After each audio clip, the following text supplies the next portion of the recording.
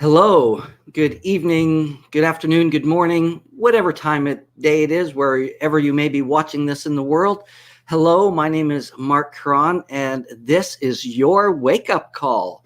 And we're airing here on PMC Global and PSSM Global as well, the Pyramid Spiritual Science Movement in India, all about the spiritual power of meditating with pyramids. And Patricia's got a number of different pillars that we work with, and it's a great honor to be part of the community and sharing some of the things I'm passionate about with you all, so that maybe I can inspire you to change something in your life that you've been wanting to change, or give you some insight, or wake you up to something new that's happening in the world or that's happening within you, because the world starts with us first, right?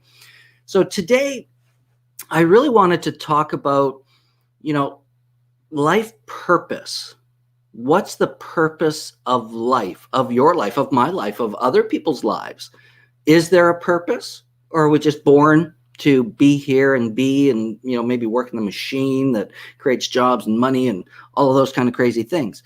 Because I think living a purpose-driven and a purpose-based life is really what fuels us, so that we can live with more joy, more bliss, and just more peace, inner peace. Who doesn't want more of that, right? Especially in today's world, there's a lot of uncertainty. We're looking for certainty in these uncertain times. And when we take a look at purpose, our purpose can really help us find that. Now, before we get started, I just wanted to share one of the things I want to do with the wake-up call is really, I want to invite you, the listener, the watcher, to join in, to ask questions, to give us your perception and perspective of what's happening in your life, wherever you are in the world. And if I can help, maybe coach you or give you a few distinctions, maybe answer some questions, I'd be happy to do that, because I don't want to just be here every week talking to you into a camera on a screen somewhere out in cyberspace where it goes and hangs out. I want to speak with you. It's a very different thing than speaking to you or at you. So I invite you, if you're watching this while we are live today, take a look in the comment section here. And my trusty associate and assistant on the back end of the studio has dropped in a link where you can join into the back of the studio, and she'll bring you on and we can have a conversation, because I love to speak with people and find out what's going on in the world with them, where they're at in the world. And if I can help make a difference in your life, because that's part of my purpose, then I'd be happy to do so. Now, again, the link is in the comments. If you don't want to join live because you might be shy, or you don't want to have your face on, the internet television systems, you're welcome to put your comments and questions in the comment section as well, because I can see them and read them, and I will answer and speak directly to you in regards to what your question is. So really, when we talk about life's purpose, how many people, like if you're watching this, do you know what your life purpose is? Have you ever asked yourself, why am I here? Is this what I should be doing? What's the purpose of life? What's it really about? And, there's a lot of different, belief systems, I think, out there in regards to how we show up and what our purpose is. And a lot of it, especially from a religious point of view or a spiritual point of view, comes down to service and serving God, doing things in a way that serve mankind, that serves humanity, that serves the people that we interact with each and every day, and that serves ourselves. And what do I mean by service? For me, that really means being of assistance, helping people. Seva, I believe, is one of the Hindu terms or Sanskrit terms in regards to service. I remember one time I was at the Krishna temple here in the Vancouver area, and they feed everybody after a beautiful kirtan and a service and teaching from the Bhagavad Gita, and they talked about service. I was there for this one talk, and everybody's invited, everybody's there, and service could have been as simple as ringing the bell to honor the divine as we walk into the temple. It could be bringing food to donate for the community. It could be holding a door open for someone. It could be anything that, helps and makes life, a better experience for those that we are helping. Service could be volunteering, at a soup kitchen, or giving some help to a neighbor. Service to me is really just being there for our fellow man, and being of service to help where help is needed. So, for me, it all kind of sifts down, and this is my own perception. Everybody can, believe what their purpose is, or what the purpose of life is. But I believe it's in some way, shape, or form, we are here to serve. And it's not always easy to know or find our purpose, especially in today's world, the Western world, and the way that our society is really designed and set up. Because, for those of you who've watched my other shows and the other programs that I've done, I always talk about, the patterns and how everything becomes a pattern, right? So in schools, in the way the world's working, we're kind of taught to get a good education, get a good job. And, there was a day, it was, work 40 years, get the golden watch, and you retire. And that was decades ago, because now people have up to 7 careers or 7 jobs through the course of their life, if not more. Yet, is that the purpose of being here? Are we actually here? Is our purpose to get a job, to manufacture something, to work for someone else, to create stuff that in some cases people really need? If you're in the health industry or the medical industry, people need medical services, right? But then we get us into, consumerism, and there's a lot of stuff out there that we just don't need. It's part of that consumeristic generation that we have going on. So, is your purpose, are you living your purpose in a way that you get up every day excited about your life, right? Or are you just going to a job that you're doing because you just got to make some money to make the ends meet? And that's okay too, because we all have to do that. You can always still enjoy it even if you don't like your job. And that's a mindset thing, right? But anyway, so let's talk about purpose. Here's one thing I can say. In all the work that I've done, it was a dissection of taking a look at my values and beliefs, and the different things in terms of how I was acting and behaving, and why I did what I did. It was a personal journey into myself to discover why I do what I do. And what I discovered in the end of this process, after being immersed in a number of different programs, we actually dove right into it. And, mission statement. That's a really popular kind of a catchphrase that's been around for a number of years. Businesses will have a mission statement, charities have a mission statement. Do you have a mission statement for your life? And your mission statement is really your purpose. And for me, when I created my purpose and I took a look at what I was about, I realized that, I love helping people. And we do a number of different things in the process when we discover what our life's purpose is, because we want to make it into a sentence or two that that you feel that is in you. So it's your true north. It's like that north on a compass. It always points north. That's just the way it is. That's true north. You can't change it, right? So when you're living a life devoted to your purpose, you know where your north is. You know why you're doing everything that you're doing. And here's what I learned. My purpose, Marc Caron, I see, I hear, I feel, and I know that my purpose is to be an inspiration to others while living a life of growth and contribution. And of course, enjoying the process. Because, hey, we may as well be enjoying what we got while we're here. And, even when things aren't necessarily great, how do we look at a way we can appreciate them and look for the lesson in them, right? So what does it really mean? Let's take a look at my purpose, to be an inspiration to others. And so here, when I'm here speaking with you, wherever you are in the world, watching this, I'm hoping that if you get one nugget out of anything that I say that goes, that was good, or that gives me something to think about, or great question, or I really like that, and it inspires you to think and look at something different in your life, then I'm living my purpose. right? So right now, I'm living my purpose. Are you? And then, to be an inspiration to others while doing what? Living a life of growth and contribution. I'm always looking to learn something. I'm always looking to make new distinctions so I can understand myself and the world around me and the people around me. So I'm always growing and learning and taking in new information, reading, watching different videos, taking little programs that we buy online, right? Because I want to keep growing. And then contribution. Right now, in the way I look at what I'm doing right now, even having this conversation, is a contribution. It's a contribution to you watching this, hopefully making a difference in your life so you can live a more inspired, peaceful, joyful, blissful life.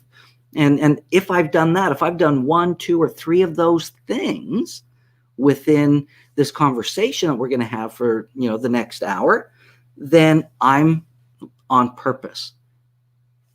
And even if it doesn't do that for you, I'm growing because I'm always learning. So I'm on purpose.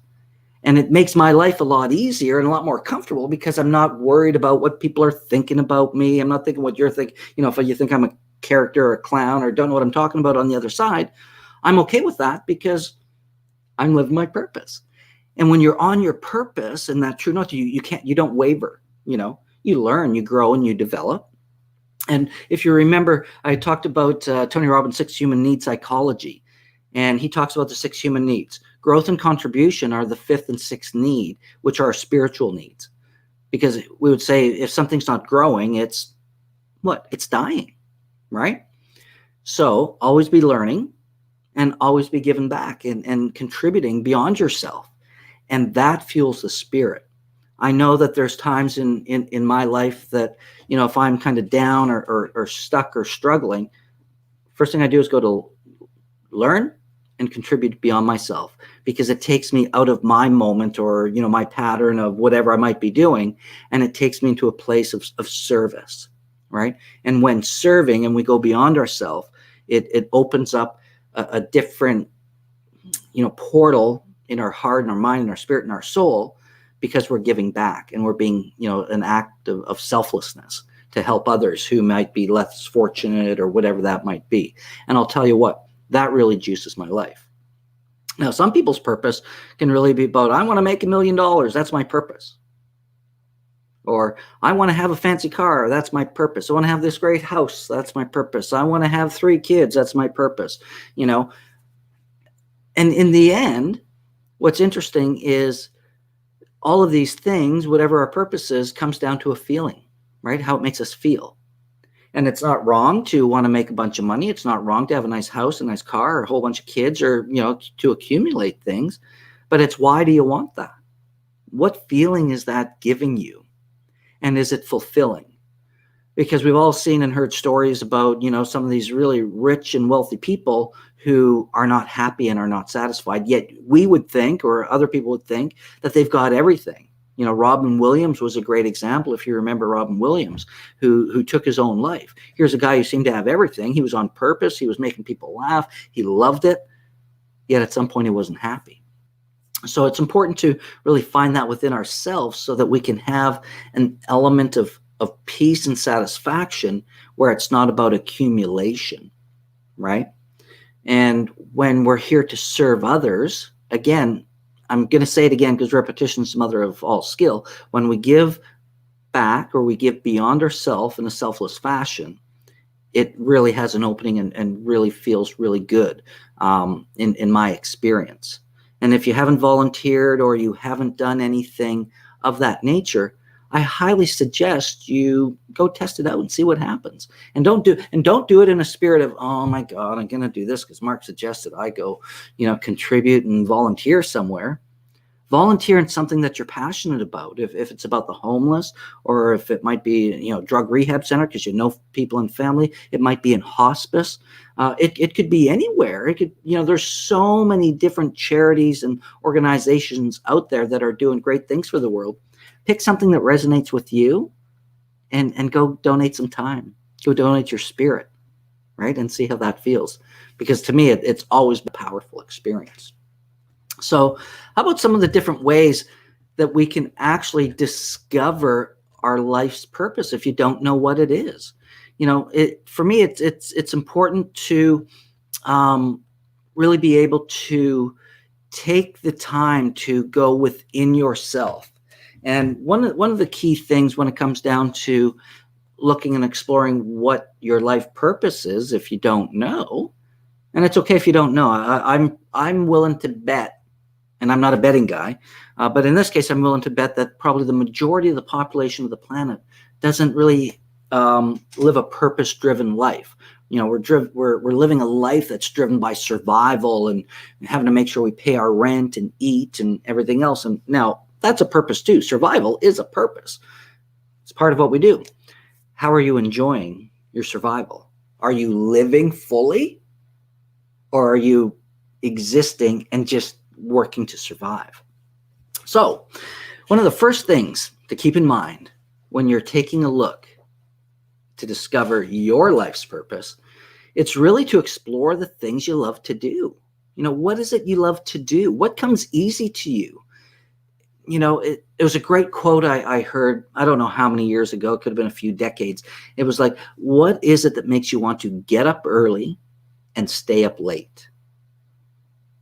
That's a real indication, because I know there's things that I'll get up early, stay up late, sleep is really not an issue.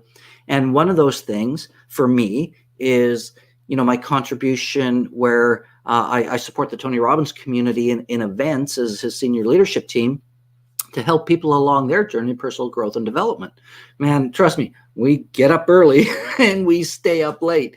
And now that these events are virtual, I get up a little later, but it's still super early. And, they're 16-hour plus days. So but we love it. The people who contribute, and Tony's creating an environment where he has people come from all over the world to volunteer their time, their money, their energy, their spirit in the community and the events that he's created, because we're helping create a better everyday life for thousands of people.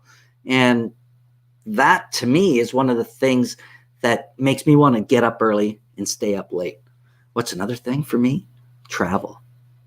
Right? I could stay up all night and get 2 hours sleep and still get up at 4 o'clock in the morning to make a 6 o'clock flight. No problem, because I love to travel. And interestingly enough, my travel is quite often related to growth, contribution, inspiration, right? Because I typically don't travel just to travel for the sake of traveling.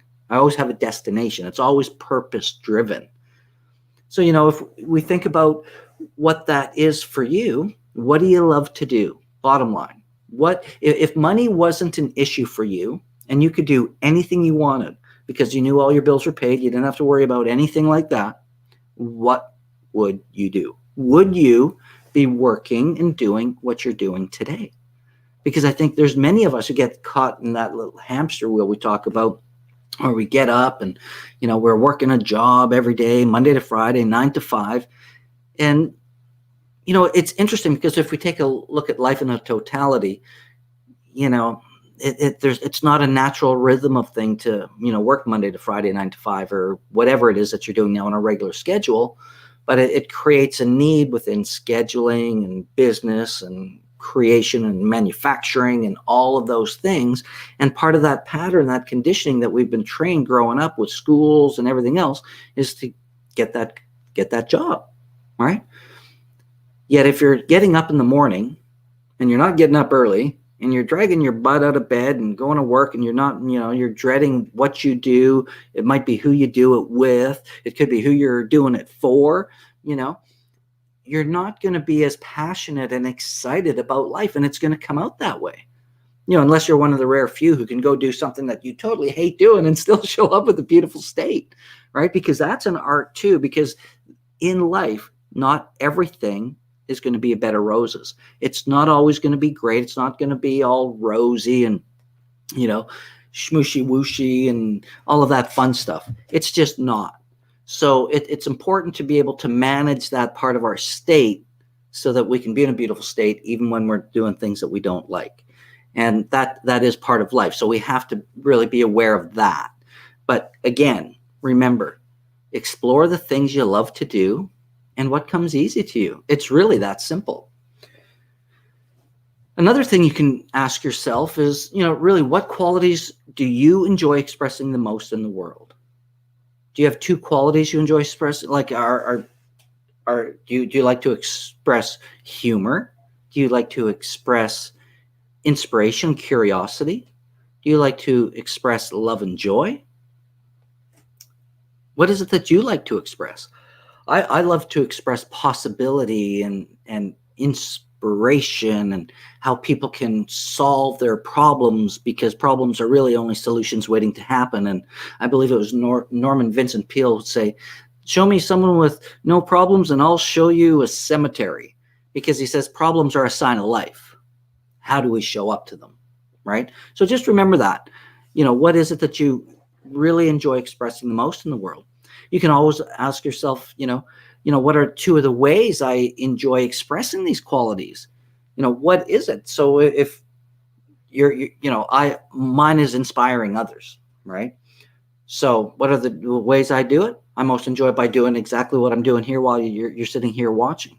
I love conversations with people where you can hear some of their limiting thoughts or the challenges that they're having, and ask them some inspiring questions to change their focus. Remember, wherever our focus goes, our energy flows, our language and our story creates, the meaning and the emotion that we have in our life. So for me, I love interacting with people and helping create that change. The other thing you can do when you start discovering your life's purpose is to create a purpose statement, which is like a mission statement, like I had mentioned earlier. And really, when you start discovering it, it's about it's about finding a way to make it that it's emotional, so that you feel it, so that when you say it, you feel it and it resonates right through your body.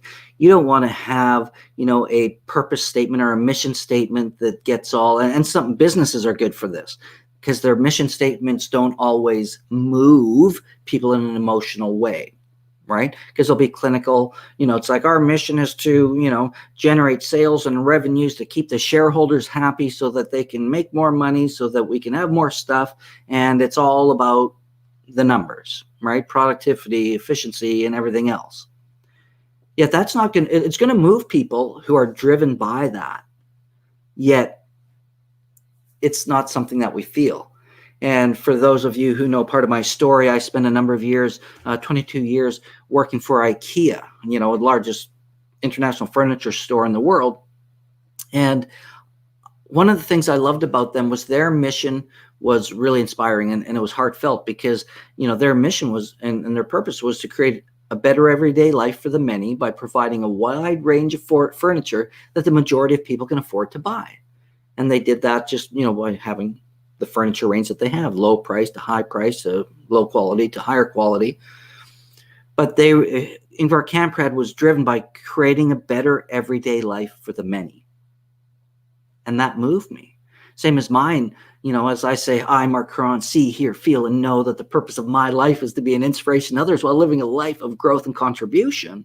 That moves me because it's inspiring. And then I'm thinking about, the way I'm serving and helping people change their lives. So they're inspired, right? Hey, Sai, thanks for master. Well, master of what? I don't know, my friend, but thank you so much for the kind words. If you have some questions, you want to pop on, I'd be happy to have a conversation. We can talk about your purpose. So, I talk about my purpose, inspiration to others, living a life of growth and contribution, right? So growth is something that I'm passionate about, because I want to always be growing and, becoming the best me I can be. And contribution, again, what I was sharing earlier about giving back beyond myself, right? So these are the things that for me really do make a difference. So it's important to have a statement that moves you, that you feel in your heart, that resonates in your body and excites you. Because if you're not excited about your purpose, are you going to want to get up early and stay up late? I think not.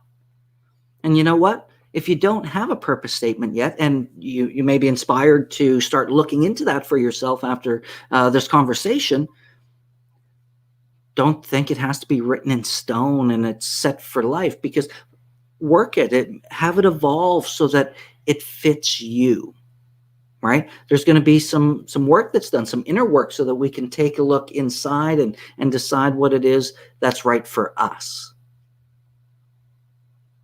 Because each of us are unique and individual. And what lights you up and what lights me up can be two completely different things, right? You know, some people, they might have family members who've been sick and have disease and things, so they get inspired to serve and help and volunteer and donate or contribute to, maybe a charity or a fundraiser within that. And that inspires them and makes them feel good, right? And that's great. I think it's fantastic. And I think more of us need to be able to do some of those things. So let's take a look. What can we do next? Well, hey, follow your inner guidance. Are you listening to this? Or are you listening to this? Right? Because the heart always knows. And I think so many of us get stuck in our head. We get stuck in the left part of our brain. We're thinking analytically, logically, making sense out of everything. And we're not always feeling. And if you recall last week, for those of you who may have tuned in, I was talking about intuition and listening to your gut, right? And your gut's kind of in your, that solar plexus feeling. So follow that intuition, but lead from your heart. And if there's one thing I want to share with you that I learned, when you really want to listen to your heart, there's a really great practice. And this is something you can incorporate into your everyday that changes your life. And I would start by looking at your posture, how we sit, how we stand, where our head's at, where our chest is at, where our sternum is. Because if we're kind of leaning over, hunched over, infarcated over ourselves every day, we've got our head first ahead of our body, right? And our heart's kind of tucked back. We're kind of protecting it here. And the heart always knows. So one of the first things I learned was really about our posture, because, we're a symmetrical bipod, right? We've got 2 feet and, we have a structure going on, and that's kind of like an antenna to the energy of the world. And when we are got a straight spine, and for those of you who are familiar with, the ancient Indian yogic teachings and Kriya Yoga and Kundalini energy, it's through the spiral energy through our spine. So the straighter our spine can be, the more tapped in and tuned into the divine we become. And what I found is then our heart is actually a little bit in front of our head. So we're actually leading with our heart. So if you're walking and you're approaching, your heart is first. And when you start developing that habit, it's amazing what really happens, because you get out of your head. And I believe that when we lead our head through our heart, that's really wisdom. So how do we get into our heart, right? And listen to our heart. Close your eyes. That's the first step, because when we open our eyes, we put our focus out there. We're taking in all these little things and we're getting all distracted. So for me, I like to close my eyes, put 1 or 2 hands on your heart. Great posture. You can be sitting, you can be standing, but have a really good posture and relax. And breathe slowly and deeply, those deep diaphragmatic yogic breaths, and just breathe that white, beautiful golden light. The light can be a blue light if you'd like, whatever color light works for you. I like to keep it white and gold. Some blue is beautiful too. And take some breaths and just balance out. Take some time to listen to what your heart's saying.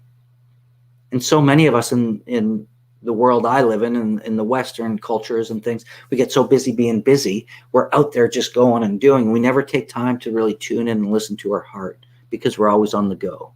And silence helps with that as well. When we can sit in some silence and tune in and find out really what really resonates with us, I think it's important to take that time. And it's a meditation for sure. But that's one of another way that you can help find and tune into your purpose, by following your heart. What's in your inner guidance telling you?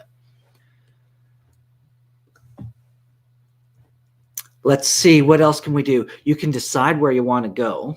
I think it's just important to, have a plan for your life. What is it, again, that makes you want to get up early and stay up late? Do you have goals? Are you looking to, what is it that you're doing? Or are you just kind of existing every day? That's a big part of it. And then what you want to do is when you start discovering your life's purpose, get clear and committed. Because, you can say, oh yeah, if I was to say, yeah, hey, I'm Mark, I know the purpose of my life is to be an inspiration, others, life of growth and contribution. No, first off, it's not inspiring and exciting, and I'm not bringing passion and excitement into it. And it sounds like I might be bringing some doubt. Is that really what it is? So we've got to own it, and really get clear that, yes, this is what my life is about, right? And when you're clear about that, it really helps us make decisions. Because, hey, you'll never make a great decision if you're not in what we would call a peak state or a good state or a beautiful state and feeling good, clear, confident, powerful, right? If we're feeling sad, depressed, frustrated, confused, disappointed, angry, mad, sad, whatever that might be, it's going to be much more difficult to make a quality and good decision. Because then how are you making your decision? What is your decision based on? Is it based on survival? Is it based on making the other person happy? Is it based on, kind of just getting out of the situation?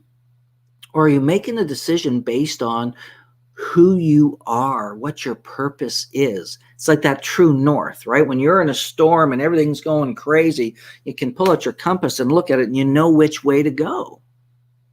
But when everything's going crazy in your life right now, or whenever it is, for a lot of people, this whole COVID thing creates a lot of, uncertainty and a lot of craziness and a lot of unknown. So if you're clear about what your purpose is, it helps us in how we show up in a time of crisis or a time of challenge or a time of problems or a time of needing solutions. It's a really, really important thing, because that true north guides every decision you make. As I go through and I interact with different people, I'll sit there and I'll think, well, that conversation or that interaction didn't go as well as I would have liked. And what does that mean? Often, sometimes I get off my path. And all of a sudden I might be thinking about something else, thinking about myself or what I'm looking to get out of, the conversation or what it might be. Yet when I come back to, hey, is this serving? How am I helping and contributing to this situation, right? Is there a way I can inspire myself and others to find a different way that is mutually beneficial to all people involved? And then the growth part, what can I learn from this? Even if something goes really bad and I'm just like, oh my God, that was just the craziest thing, right? I'll always come back and ask myself, what can I learn from this? What could I have done differently? Is there a way that I could learn something here that will make a difference next time I interact with that person or have a similar situation, right? Because only when we don't learn, that's when it's a mistake. That's when it's failure. If we don't learn, it's a mistake. Other than that, they're just learning opportunities. And I'll tell you what, I love learning opportunities. So, again, get clear about your life's purpose so that can be your true north, your guiding force, your direction of what you're taking everything in your life. Now, here's an interesting one. There's a couple, Chris and Janet Atwood. They have created a passion test, which I think is really quite interesting. Now, I personally haven't done this passion test, but it's something that I think, it's a tool and a resource. And this is something I found through some work with Jack Canfield that I was doing. And he had this in there where he was sharing this passion test. Now, I'm not sure where I can share it. I don't see a spot on my comments to do it, but I can tell you the URL. It's really simple because it's called thepassiontest.com. So if you go to thepassiontest.com, you can go and take a passion test. And it's a free assessment below to find out what your passions are. And I love some of these little tests because they help give us direction. And it's really interesting to see how, how accurate they can be, which always blows me away. Oh, we have another comment from Snea. Snea, she says, thank you, Master, for making it so easy to understand life's purpose. Woo! See? Look at that. I'm living my purpose, right? She's learned something. It sounds to me like there's some inspiration there to making it easy to understand life's purpose. So, if I was to die tomorrow or in 10 minutes, I'm going to feel good about my life because I'm living my purpose. And that excites me to no end, right?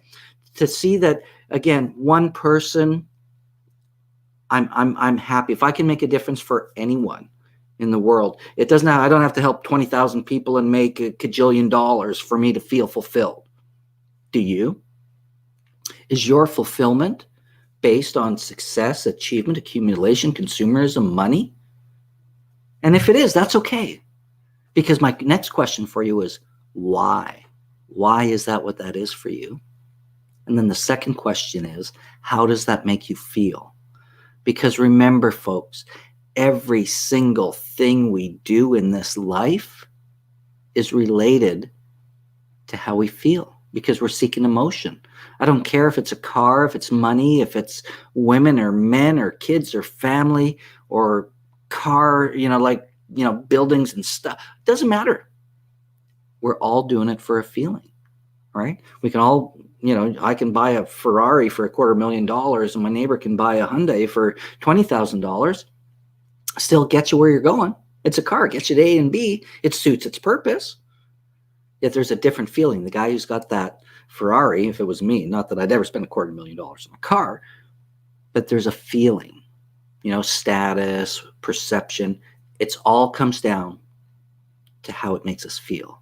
So think about that in everything that you're doing. And when you start thinking about your purpose, how does it make you feel? And if your purpose statement, mission statement, doesn't juice you and excite you, go back and redefine it, because it's got to be emotionally charging, right? It's like I was saying, when I talk about my mission, and man, I know it. It's there. I'm Marc Caron, see, hear, feel, and know. The purpose of my life is to be an inspiration to others while living a life of growth and contribution. And of course, enjoying the process. Like, I know it. It's in me. It's who I am, right? So that's how I show up most of the time, because I'm human too, right? Come on. I'm not going to make myself perfect, not by any stretch, because I have my moments where sometimes I might be acting and behaving and speaking and saying things that may not sound like they're on my purpose. And that's okay too. Just keep coming back to the path. Keep coming back to your path and coming back to your purpose and learn from your experiences so that maybe your interactions, my interactions, can be different next time. Come from a love, peace, joy, understanding. And I'm learning every day. So what else can you do to help find your life's purpose? I want you to think about the times that you've had in your life that has given you the most joy, because these are things that are clues. Do you like to swim? Do you like to run? Do you like to exercise? Do you like to connect with nature? Are you driven by family and community? What is it, right?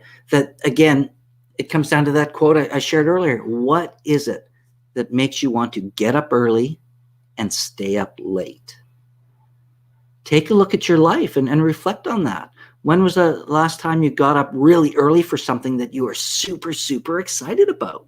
And you stayed up late, maybe all night, maybe for days, because it was that exciting, and it was that, empowering and that exhilarating, that time wasn't what you were thinking about, right? Where time disappears. And this is a great exercise to go back and look at your life of what those are. And I've shared with you some of mine. I'd like to know what yours are, because everybody's a little bit different, right? Oh, Snay asks, is there anything that is perfect, or the feeling of just touching someone's life is perfect? Well, again, you know what? Here's the thing. Perfection and perfect to me is a disease. It's a sickness. It's a mindset that will hold us back if we take a look at perfection and strive to be perfect. That's one thing. Or then she asks, or the feeling of just touching someone's life is perfect. I think that's great, because perfection to me is in the imperfection. When we can understand and accept that maybe that didn't work out as well as I liked, or that video wasn't as good as I would have liked it to be, or I didn't show up in a perfect way. To me, that's perfect. You know, I saw a guy speak one time. He was a local guy here in Vancouver, and his name was Dan Locke.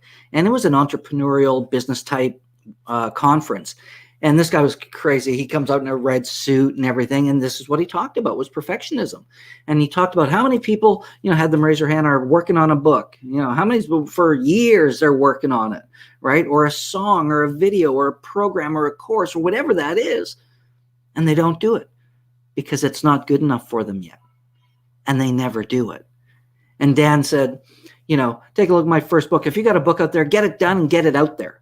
And if anybody's got my first book, and he named the title, whatever it was, he says, if you've got that, I'd be happy to buy it back from you because it was terrible. He says, but the point is I got my book out there, and it was the beginning of what started for him, right? And I say this in relation to just do it. Come from the heart. So if you're touching someone's life, you don't have to be perfect about it. Just care. Right? Just care and give them love, give them attention, give them support, some empathy. I'm not big on sympathy all the time, but, you know, understand where they're coming from so that they can, you know, have that opportunity to just be without doing it for a reason to get something in return. Because if you're doing something to get something in return, you're not in service. You're not being selfless. You're trading, right? Oh, we have a 3-part question by Sai. All right, let's see. Sai says he has 3 parts of a message. So he's in a stage of life. I hope Sai is a he. I don't mean to offend by any stretch. I'm in a stage of life where he's kind of getting closer to enlightened life and finding it very difficult to balance life. Interesting. Well, I see this in community too, where people get awakened and enlightened, and then, you know, we have a technical term for it here in Vancouver. We call it woo-woo. People get all out there in the woo-woo world. And I think it's important to find the way in our enlightenment to be able to, in our awakening, which I believe when it starts, that's just the beginning of a whole new path. Are we ever fully 100% awakened or enlightened?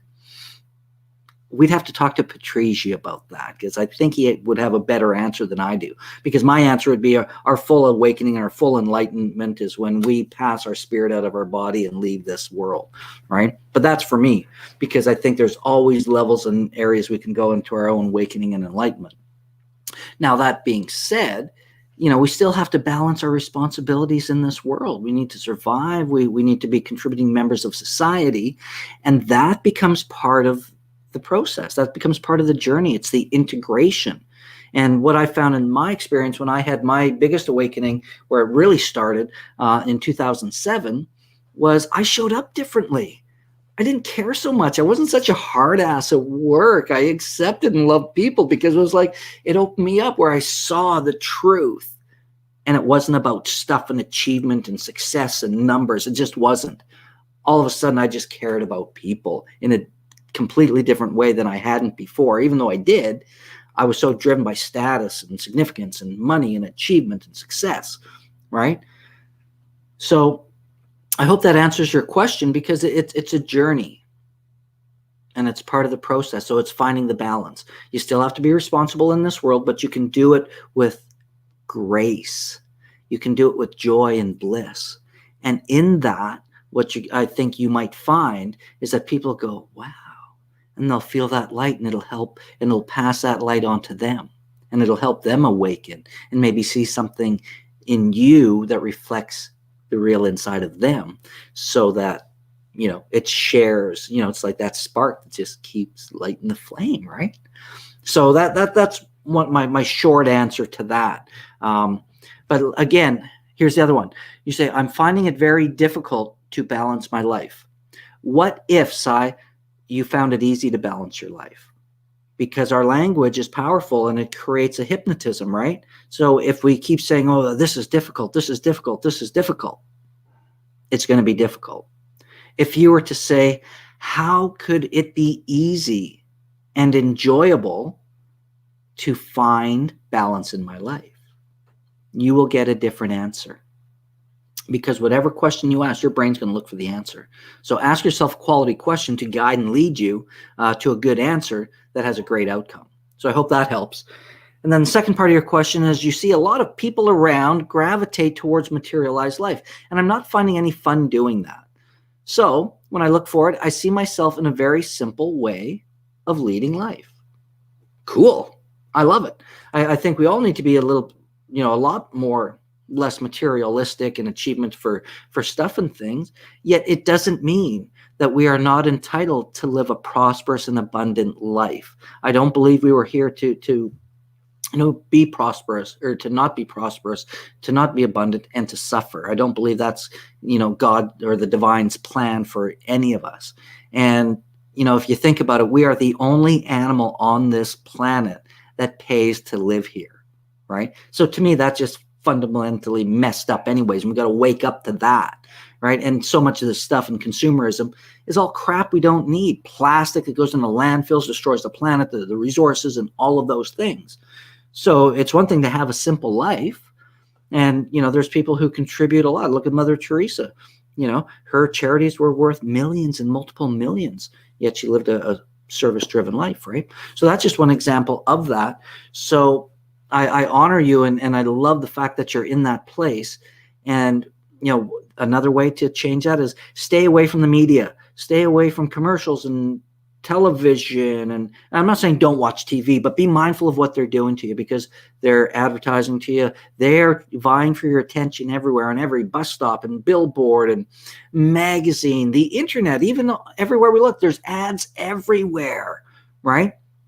Because that's what's fueling this crazy machine, this economic machine in the world. And there's a whole nother thing, which one day I'm going to go down this road about, the world bankers and all of those things, because we need to wake up what's really happening and running what's going on in the world. But that's a whole nother conversation. It'll probably be a lot more than an hour.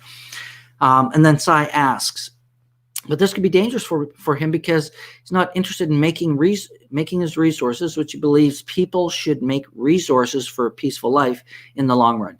Yeah, resources for me, the only reason I want to make more money, I don't care about money, and that's not what I work for. But more money to me does this. It helps me learn more and travel more, which is learn more because I like to travel. But when I travel, I'm always learning, serving, giving back. I don't just travel to, go sit on a beach for a week. It's not what I do, right? I take my vacation and I go serve at events, and I go speak somewhere. I do something that's of service that lives my purpose. And, that's okay. So, don't sweat it. Money is a tool. With money, we can serve, we can change the world, we can do some great things with it. And then the last question Sai has is how I motivate myself to find the right balance in life. Well, again, you know what? It comes down to this. What is balance for you? And what motivates you? What drives you to do what it is that you do? What's your motivation? Right? That's the biggest thing. It's not what we want, it's why we want it. The what is just, the what. Why do you want that car? Right? The car is the what. The why is the driving force. And if you want that car bad enough, and I'm just using cars as an example, then it's amazing what people will do to get what they need to get that, because they have an empowering why. They're motivated by something inside of them because they're looking for a feeling. So, Sai, I ask you is, how do you motivate yourself every day? When there's something you really, really want, and I'm sure that there's been something in your life that you've really, really wanted, and you worked your butt off to get it. You've got up early, you stayed up late, you've not eaten all day, and you've just been focused, and you're doing whatever it is to do to manifest that of what you want. My question is, and this is an answer only you can answer, is why? What was your driving force? You used the word motivate. What motivated you to do it? Was it because, there was somebody you were interested in that thought, if you had this fancy car, they'd be interested in you? Right? That's rampant. And I use that as a simple example because it's rampant in the world today in our advertising and everything. If I do this or have this, I'm going to get the girl, or I'm going to get the guy, or I'm going to get the job, because it's status driven. And they're playing on those needs when it comes down to advertising. But in an awakened life, we become aware of what's happening and what's coming in, and we allow certain things in, and we get a lot of stuff out, right? It's that kind of brainwashing. I think of brainwashing as a good thing. We wash our body every day, our cars, we clean our house, or hopefully most of us do. When was the last time we cleaned our brain? Not to mention our body from the inside out, right? So brainwashing for me is a great thing. So it's take a look back in your life. If you're watching this, look at a back in your history of a time you have accomplished something really great that seemed impossible or daunting, or, oh my God, I don't know if I could do it, but damn, I want that. What drove you to do it? Right? There's a why in there. And finding out that why is going to help you create the change. And if your why is is on track with your purpose, you're going to enjoy it. If it's in conflict with your purpose, you're going to have a more difficult time to do it. So this is why it's important to have that integration, so that your why, your purpose is all, a purpose. That's why we call it a purpose-driven life, or, because we're driven by our purpose. We're motivated by our purpose. So whatever it is that you're doing, as you're sharing whatever it is you're doing, is it purpose-driven, right? Or is it just accumulation-driven? Is it, selfless or selfishly driven? Guilty. Hey, I've been there. There's times I do things that it's because I want it. I want it for me. And that's okay. We're human, right? But how do we show up when we're doing it? Grace, understanding, joy. Are we blissful? Are we respectful and courteous to other people? Right? Do we understand and appreciate that where people are at, they're at, and that's okay? We can agree to disagree. I think that is a big part for me. But motivation, motivation comes and goes and can be short-lived. People get motivated for a day and then they give up because it didn't work, right? Because it wasn't purpose-driven. It wasn't purpose-based. It was driven by maybe somebody thought they should, like your parents or something like that. You do it because my parents think that's what I should be doing. Well, that's their purpose, not yours. So be on purpose for you, right? Have you ever taken the time to sit down and go through your values, your beliefs, and why you do what you do, so that you can do things by your own conscious choice, by your own divine sovereign right to do whatever you want to do, right? Because it's your purpose. And I'll tell you what, you will show up in a different way in crisis, in all different situations, in a much different place when you're always focused on purpose and identity, because your purpose becomes your identity, becomes who we are. And if you recall, if you watch some of my past programs, and if you haven't, I urge you to go back and take a look on the YouTube channels, because there's a great talk about identity. And as in our psychological belief systems, our identity belief is really who we believe we are, right? And we will behave, act, and do what we do based on who we believe we are, right? So if I believe I am that inspiration to others, I will show up as an inspiration to others. So that's a big part of it. So have your purpose and your identity aligned, because you're going to show up in a different way. Because if you have this kind of, this is my purpose, and yet your identity isn't in line with your purpose, you're going to have conflict, and you're going to have some challenges along the way as you continue to grow and evolve. So make sure your identity, who you are, and why you do what you do, and what your mission, purpose in life is, are connected in a positive and inspiring way. So I hope that answers some of your questions, Sai, as he says, whoa, that was insightful. Thank you. You're very welcome. See, look at me. I'm living my purpose. Kill me now. Hopefully not. I still got work to do. But, it makes me feel good about what I do. So thank you very much for that, Sai. Now, Snea says, we are the only animal on this planet to be paying for living here, a whole concept to be thought upon. If we were to detach from materialism, it will be easier to be mindful towards life's purpose. Absolutely. It's a crazy world, right? If we take a look at ourselves as a human animal and our naturalness, the fact that we are the only animal that lives pays to live here, that's a statement in and of itself. I've always said, who gives anyone, man, the right to sell and own real estate, right? That makes no sense to me, right? The animals in the forest, they don't like, this is, well, I guess they do. They have their territories and things, but they don't pay for it. They don't have to buy it. And they don't build houses on it. They build burrows. They live in it, sure. But they're not paying for it with this, thing called currency and money that got created for trade and barter. I've always believed that this planet, this world has all the resources we need, the knowledge, the information, the tools, so nobody should be going without. Nobody should be starving. Nobody should be unclothed. We have medical. Why do we not do that? With the wisdom that we have in the world to take care of each other for peace and love and all of those things, why do we still have war and famine and disease and all of those things? It's the human condition. And I believe in our purpose, part of my purpose is if we can wake people up so that we don't become part of that anymore, we will start creating the change that can have an even bigger impact, which is one of the things that PMC Global is doing, PSSM is doing as well, because we're awakening people and we're giving them tools and strategies and community where we can grow and live into our more authentic selves. We can be awakened. We can be non-judgmental.